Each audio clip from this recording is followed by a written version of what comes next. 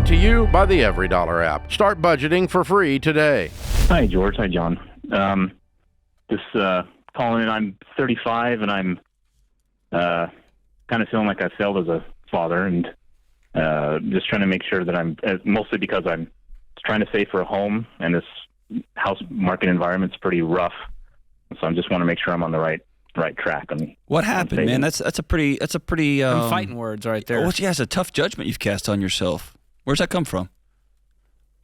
I didn't grow up with I grew up with a broke family, and so we had a lot of broke mentality, and so it wasn't recently until I found this show a few months back where I was like, oh my gosh, I'm old, and now I got to start from scratch, and so I'm debt free. So thank goodness for that. That makes John elderly then if 35 is old.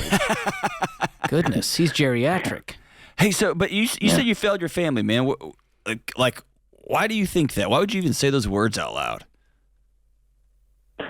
I don't know. I just want to make sure that they're safe and that they're set up financially, and I feel like I'm not going to be able to help them in the future because I started at an older age, and so.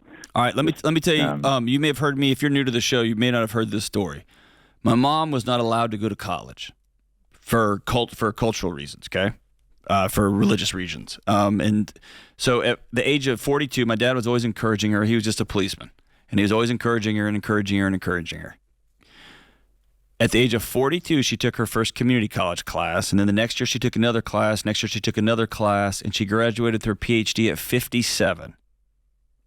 She got tenured as a professor at 63, I think, or 64. And then this past year retired in her 70s after her last semester at Oxford, teaching in Oxford, okay? Why do I tell you that? The job part, cool. The extra income for my family growing up, cool. That's all fine. But me, in my mid-40s now, you know what I got? I got a ringside seat to watching a gangster of a mom change everything in her early 40s. And I got to watch her grind and get after it. And I remember her putting the laundry detergent on the washing machine and saying, you're in 7th grade now, brother. You're or 6th grade. You're doing your own laundry because I don't have time. And I was like, oh, this is so unfair. Yeah, right. It was amazing that she put that on me at that age, so I had to learn how it all works. And so you are casting a judgment on yourself based on a number. And I hate that about our culture, that we answer the question, what are you worth, with a number. It should never be cast. That's a terrible metric for the question, what are you worth? But what you're giving your family right now is a dad at 35, the light came on.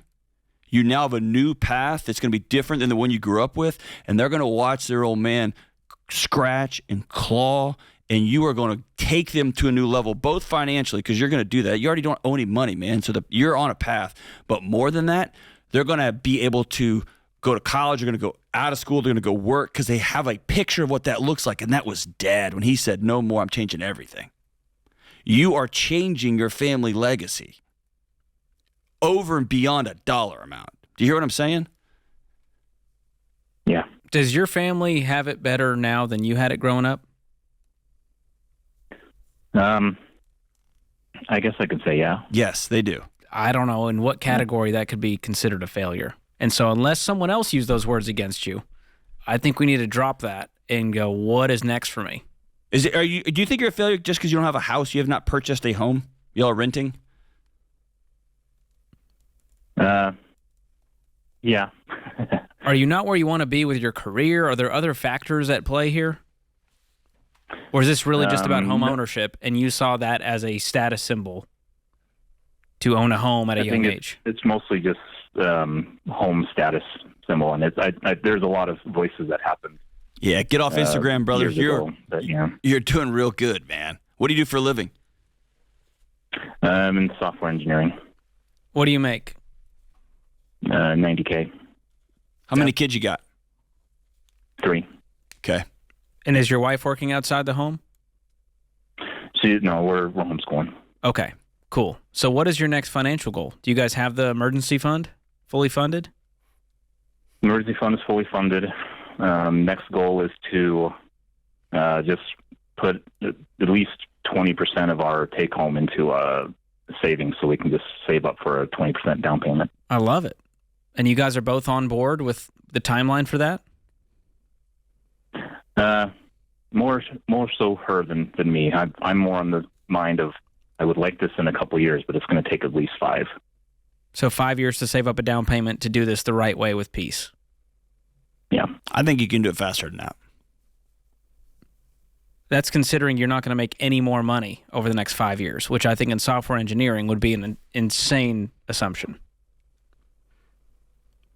Yeah, I just got a raise, and so I'm hoping that it will go up further down the future. And And as you a also- software engineer, can you not do stuff on Saturdays and Sundays? That's going to take time from your family, it's true. But if it gives you 3 years of your life back and gets you in the home that you want, it's going to give you some peace. That's worth every penny of it.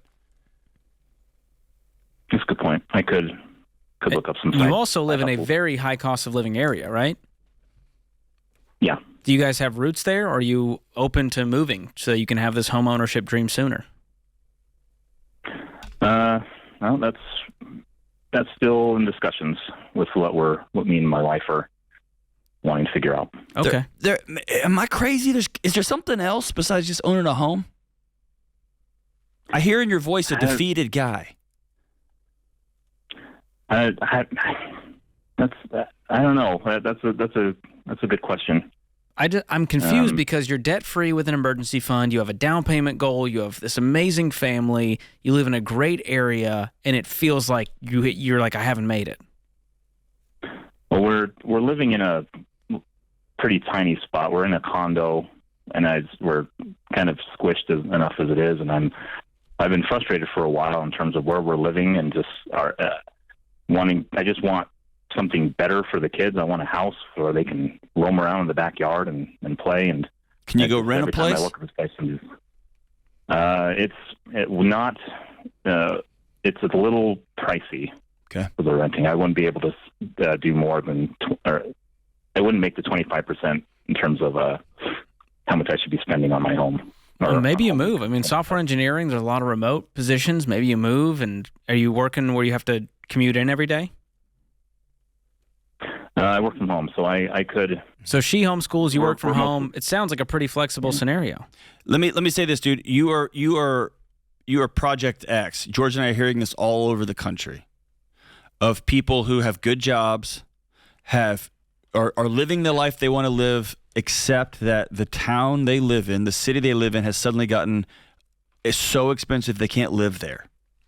And like millions and millions and millions of people before all of us, we have to make a decision. Are we going to stay here and contract our dreams to we're just going to live in a condo? Or are we going to change zip codes? We don't want to, but this is reality so that we can have the life that we want. And I think that's where you are. Because it sounds like you're living in Salt Lake City for some sort of, it's just this, I don't want to say fantasy, but it's like, we live in the city. And it's like, yeah, but that city's costing you your soul, man. I can hear it on the phone. Just doesn't sound like it's worth it. Are the kids actively talking to you saying, Dad, we're miserable, we want a yard? No. No. They're actually pretty happy. Yeah. They just want Dad. They just want to hang out, and they'll play with a cardboard box. And so I think this has more to do with you than anything else in the picture. Do me a favor, brother. Hang on the line. I'm going to give you 3 free months with my friends at BetterHelp. I want you to talk to somebody because I'm convinced there's something beneath all of this that is, you're just not happy. I want you to be alive in this amazing life you got, and it all feels kind of heavy and dark. I want you to talk to somebody. So hang on the line. I'm going to hook you up. Create your free every dollar budget today, the simplest way to budget for your life.